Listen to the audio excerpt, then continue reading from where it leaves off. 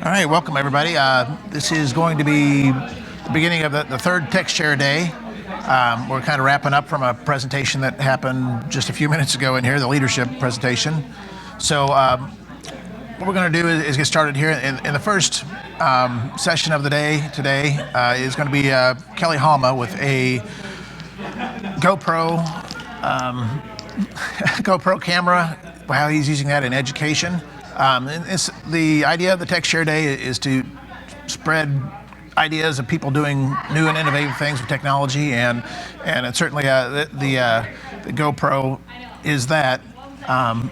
So we'll begin here in just a second. And Dr. Halma, welcome. Thank you very much. It's not very odd of me to wear hats, devices, microphones, and everything else, but this will probably be the new attire for a lot of physicians. They're already implementing the Google Glasses in surgery. We'll talk a little bit about that. Educators who want to have that first person, or I don't know if it's politically correct, we can say this anymore, but first person shooter, that used to be the terminology in the gaming industry. I think that's probably politically correct now, and rightly so. But it is back a first-person point of view. It allows you to do a lot of things to give a perspective that is more intuitive to the student and maybe more enhancing to their learning experience. I'm going to turn the lights off. I just wanted to demonstrate what the technology is. You can wear it on your head. There's other ways of attaching it. There's a chest mount. I'd like a shoulder mount, kind of the Predator kind of look, where it can track back and forth and shoot students who ask questions who are just totally inappropriate. But that's probably in the next 10 years. I do want a laser attached to mine for pointing, low level. But also there is the over-the-shoulder selfie bar.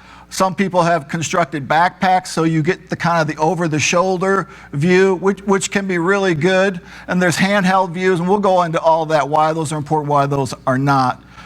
So again, I'll stop torturing you with my laser light instruments. So I actually had a baseball, I'm sorry, not a baseball helmet, but a biking helmet that I strapped all this stuff to, and it was our IT people that told me that these were much more elegant and that I didn't look as foolish as, but I was able to strap a lot more lights to it, which you'll see in a minute. So without further ado, you can terminate this. Is that okay? We've had enough? Yep. Okay. Yeah, we're off. We're on the camera now. Oh. All right, so my objectives here are just to discuss and demonstrate the GoPro capabilities, the pros and cons, and what we have for the workarounds. There should be an S there. Discuss the stage view versus the first person point of view, and why that's important, at least to me. Show how the OMM is using the GoPro to enhance learning of manual skills. Discuss the future use of the GoPro in my department, and then just kind of touch upon the really cool technology for virtual and augmented reality. For those of you who don't know the difference, augmented reality is that if I look at someone like a street sign that's written in another language, the augmented reality would translate that for me and provide the English representation. Virtual reality is that you're in a world that really doesn't exist. Although some days I feel like I'm in that anyway. All right, so we actually own the GoPro 3 Plus Silver Edition, which has worked out quite successfully, which is the older model. It was new when we got it. The only downside of that is that we can't buy another one and do the 3D video. That was kind of the downside of that. and they're coming out with newer cameras, and there's a whole new technology, so we're kind of putting that on hold. It's high def, it can shoot single pictures, burst mode we'll talk about later. It's waterproof, I haven't tried that yet, but my vacations didn't turn out well, but you know, there's still time. I think I'm going to Mexico on Christmas, so anyway. Portable, no wires attached. Wi-Fi link, you can link it into your cell phone, an iPad, an Android. It has its own editing software, and it comes with, I don't know, I guess you guys bought it. I don't know if it comes with it or not. It was the SD card, you know, and they're working on real-time broadcast. As you can see, though, there's a 1 to 2 second delay. So anyway, just working out. These are the ones we don't own, and they're talking about coming out with a 5 version. The way you can tell the difference between the silver and the black is the number. The number is black or silver. That took me 20 minutes to figure that out. Because I was going, yeah, I was going to buy another one. We were going to do 3D. And I was like, well, I got to make sure. And it's like, how do you tell them apart? And I had it halfway tore apart because the product number is inside. You got to take out the battery. It's like, I knew this couldn't be that difficult, but anyway. So this is the what it does, everything like that. So we talked about the mountings. You know, so you can get this handout from me later since we don't own that. The head strap, which you've already seen me. It's got like, you can clip it on the things. You'll see a lot of these things being used in these reality shows, in cars, other things like it. It's got a wrist mount, it's got a strap. The hand mount here is, I guess they call them gimbals. I don't know, it takes the vibration out that would normally be there. I think it's just extra weight. They're really cool, we might get one. This is the kid cam. I don't know why you would strap one to a kid. Anyway. And then they have straps for dogs. Another thing I don't know, because I don't know about you, I've watched my dog. There's things I don't want to see it doing. But, you know, I guess, you know, if you got a hunting dog or something that traps thing, I thought that might be a really cool video after you edited it. So the software, again, we talk about, it's got an app that connects directly to one of your handheld devices. So, which you'll see the problem with that in one of my slides, I'll point it out. But it's nice if I want to put it on someone else and capture those images, so you know the director can be someplace else. And the software that translates it's pretty straightforward. I don't have that much experience. Here it talks about that, and so you can get that from me. So why would you use it? It provides the first-person point of view videos. Where would you use it? Situation where you want to demonstrate a task that would be repeated by the students. Ideally. When would you use it? When you want to actually simulate performing a task. And how would you use it? Either head-mounted or over-the-shoulder selfie bar. The IT people, multimedia, made a really nice stand for me. We didn't end up using it that time, but it's a really nice kind of selfie stand. You could position it. It was like a mic stand that they extended the bar, so you could get it right over your shoulder. It was really nice. I haven't given it back because I still intend on using it.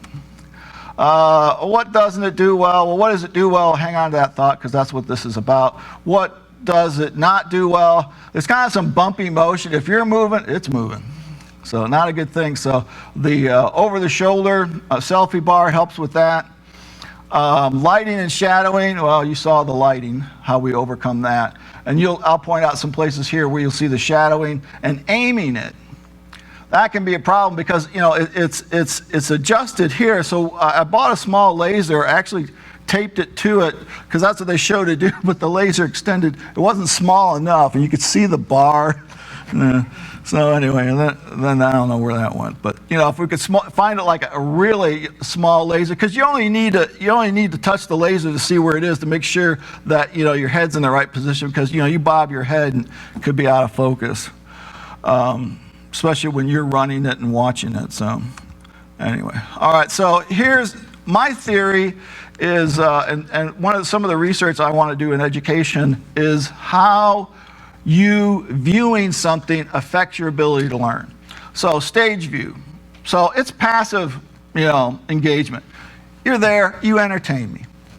You know, it's easy to lose interest. Because, you know, what was it? Somebody once said that the attention span of medical students is about 20 minutes. Somebody said it's 11. I think it's closer to 30 seconds, but I don't know. So you got to grab them. You got to grab their interest and keep them engaged. So, you know, the other thing is it's harder to transition from a stage demonstration to a practice because the stage and left and right are opposite, my left and right. I don't like my surgeons practicing with the stage view. You know, I want them to know which is their left, which is my right, and all that stuff like that. So I totally think this would be an excellent tool for surgeons because, you know, that left and right stuff, especially in orthopedics, is really important. So the teacher, physician, first person, it's more active, engaged. You're in game mode. Now all of a sudden you're there. You may not be in control, but you're like, oh, okay. So less difficult to transition from the demonstration to the practice because the stage view, the left and rights are the same. So if you've ever been in an OMM clinic and you see your OMM doctor kind of rolling his eyes like this, it has nothing to do with you. I think I've explained that probably more than once.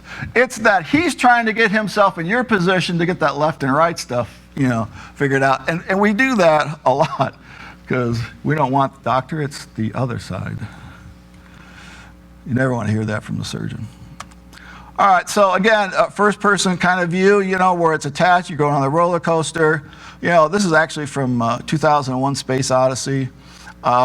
Yeah, you know, kind of the gamer mode, since we can no longer use the first-person shooter, I figured this was kind of neutral.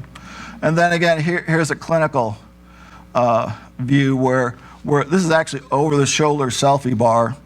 Kind of gives that nice view of what we're doing, because sometimes, you know, the students have trouble, if they're paying attention, transitioning. If they're not, you know, they just ask us and we demonstrate it again. So how we're using it, we're capturing new points of view for existing techniques. We're, in this presentation, we'll compare the stage versus the point of view, first person. And we also are creating video loops. It's kind of like the instant replay on sports. We actually asked for that technology when we were developing the lab. They laughed at us. It's like, what? You want to know how expensive that is? Like, no, I just want you to do it. I don't care about the money, it's donated. That never happened. All right, so the idea is of having that video going on, it reinforces how they can do things. Then they don't grab me and go, what are we doing? Can you show this to me again? It's like they're seeing it how they would do it. So here's how it's traditionally shown, you know, from the stage view. You got to read the instructions, you got to put your mind into it. Actually, I have to think. I don't know about you, but sometimes they get in there and it's like, that thinking part, that reading and thinking part is like a higher level function. It's not like you watch a game and, oh, I know how to kick the ball, I know how to ride the bike. Now this, it's like, oh, okay, I'm not sure I have to read the instructions. I can follow the pictures. Oh, there we go. Okay, so this one's actually wrong. So she's reaching up and touching the start button that I'm holding on my chin like this because the people that were supposed to help us left. It's like I said I was going to buy them lunch. You figure you can buy, if you tell a medicine you're going to buy them lunch, they'll do anything, you know. But they left. It's like, so this is what we had to do. So technically, this is a bad technique. And here's a consolidation of both the views. You know, if you look close, you're going like, which is easier? Yeah, so anyway. Again, another kind of view of that, you know. This one's not so bad because they're both looking, you know, the problem is that the stage view, you're only seeing the stuff that's facing the stage. You don't see the stuff behind. Here's an example of something. There's stuff going on behind here that you're not seeing. So the problem with this one is we flip left and right because we had a left clavicle. We didn't have a right one at the time we were shooting this, and you know. So this one again, here we show. So you got the video. So here's the problem.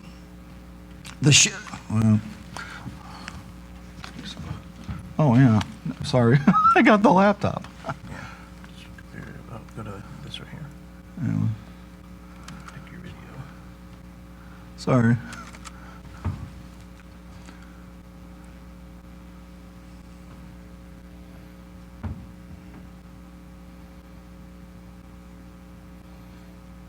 and this would loop and loop and loop and loop. Notice the shadowing, a little shadowing right there. Anyway, so that's stopping. I forgot I had the laptop. All right.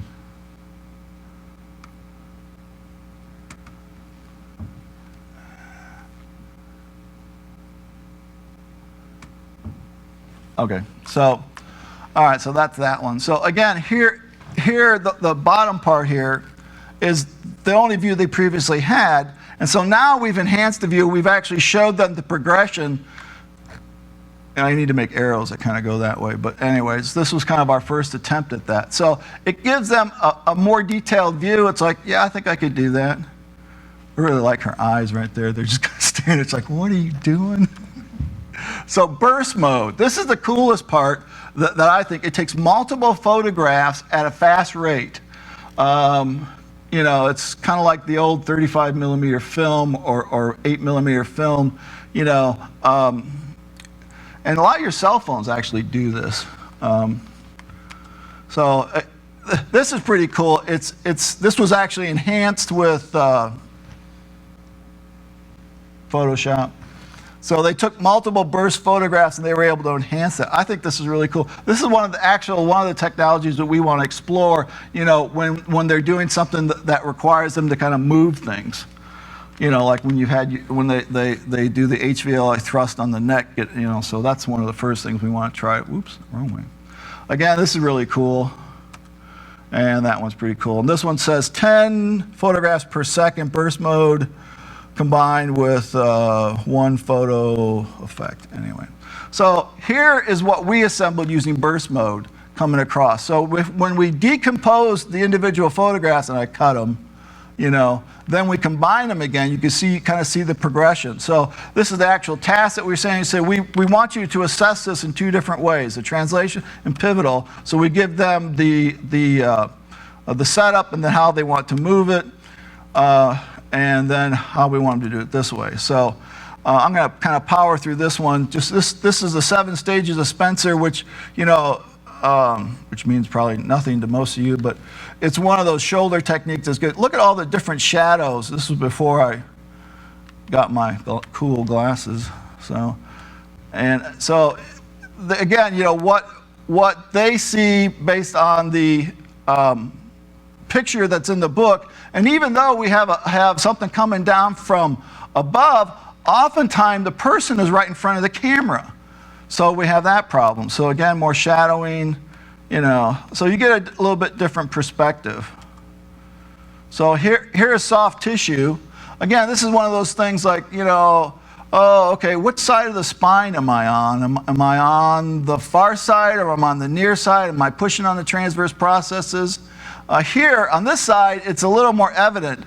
And one of the things we tend on doing, and I forgot to get that picture in there, there's a lot of really good photographs out there of people with anatomy drawn on their body, drawn on them, not tattooed, although they got a lot of people with spine tattoos. And there was this girl in front of me in Branson once, and my wife saw it before I did and pulled me back, and she goes, "Don't even ask her to take a picture of that. Don't. And I go, what are you talking about? And he goes, and she pointed out, said, yeah, good thing you warned me, because you wouldn't have stopped me.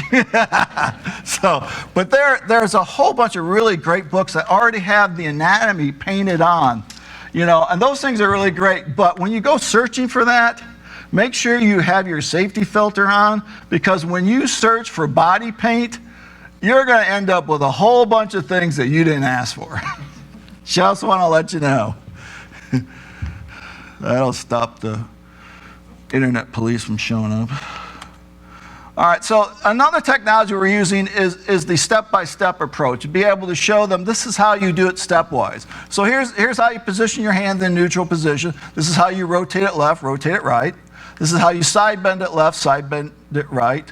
This is how you flex, this is how you extend. And then we show, okay, so now you put it all together. So this gives them a visualization of now, oh, you know, it likes to rotate to the left, it likes to side bend to the right, and it likes to flex. What does that equal? All three of those combined together. Now that becomes more of a visual cue as opposed to just telling them. Because we all have kids. Pretty much sure they don't listen to us half the time. But if you show them a picture, this is what happens when you speed. You get a ticket. I have a new driver now. We're emphasizing all those important points. So this is the bill that tells me how much it costs you to drive. You notice the big numbers there? There's 3 of them. It's not 2, it's 3. Again, here's what we're doing for a technique. The setup, we're using arrows. Oh, and multimedia gave us moving arrows, which are really cool. That really emphasize them. I didn't include those at this time, but the actual, they're GIF files, GIF, but their movement, they don't move in the practice mode, but once you get, they actually move, which is going to be really good when we get this going the next time. So, and this one talks about, so the setup, and then there's this fast release. So, how am I doing on time? All right.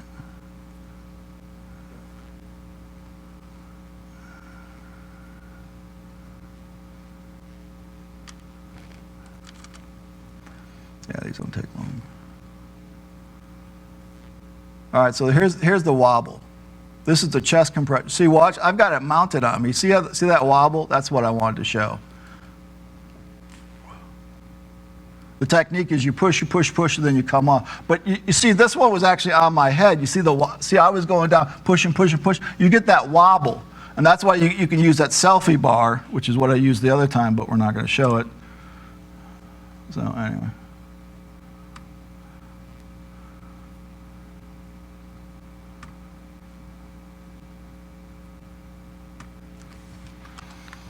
All right, so what we plan to do in the future, we're going to retake all these multiple images. We're going to create iBook, a thing so they can finger swipe. It's not scroll, it's swipe, so they can go boom, boom, boom, because you know how they are. Boom, oh, I got it. It's like, yeah, that's why she took the test multiple times and didn't pass her driver's license. Yeah, I got it, Dad. She won't be able to watch this, will she? I'll be dead meat. So anyway, so the other thing we want to do is that the IT is going to have to help me with is be able to figure out how to show both the stage and the first-person view simultaneously. So it'll probably be one of these things that's a screen capture thing. But that's one of the cool things we want to do. One of the research things we want to do is set up a website and see how students select. Are they selecting more the first person view to show, well, that's a little bit more popular, or because how do you measure success in education?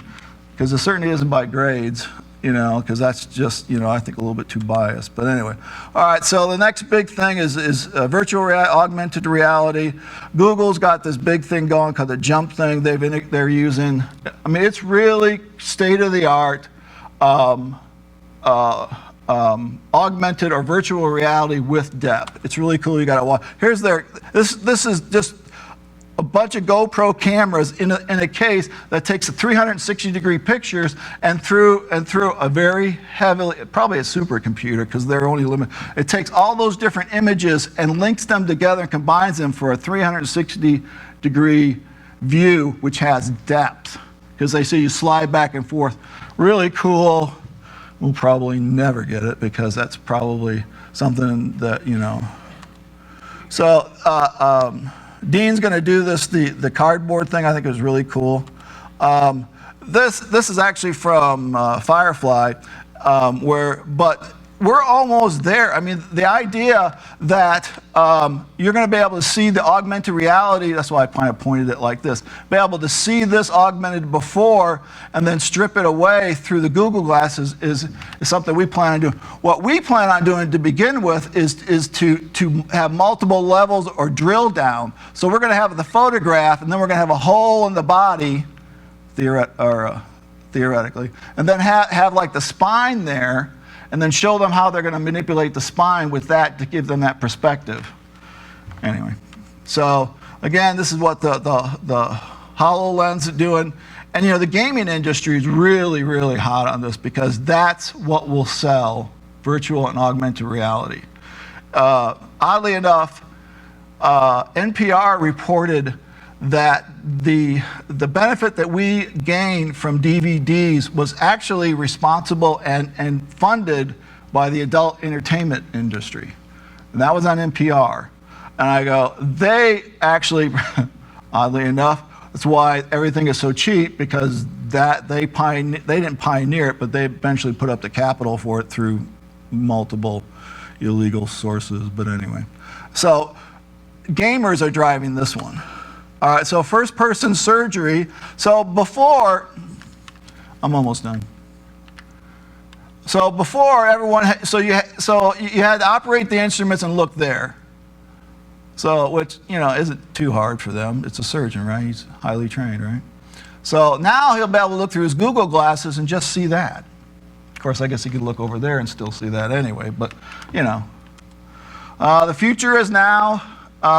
So remember I told you that she had to reach up and touch that button? She came up with this herself. We're big Lord of the Ring fans. She came up with this analogy here. It was so precious, I have to include it. It's just so cool. So anyway, any questions?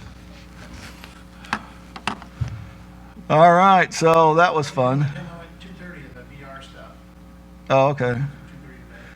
Yeah, if there's anything that needs to be cut out, probably the adult entertainment stuff could probably be edited out. But it's interesting to know that, you know, how the funding sources come available. A lot of really high-tech games, a lot of your virtual reality and stuff like that is being funded privately by people just buying, gamers buying in. You know, you can buy $150 dollar slot to pay for these developers who are, you know, who've been doing it for 30 years. So they know they're going to produce something good, and they call it fan-funded.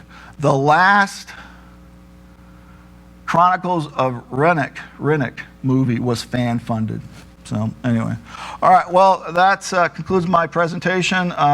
This is fascinating technology, and I really am wanting to use it because I really think that our students benefit, especially our visual learners, and I intend to push this forward. Thank you.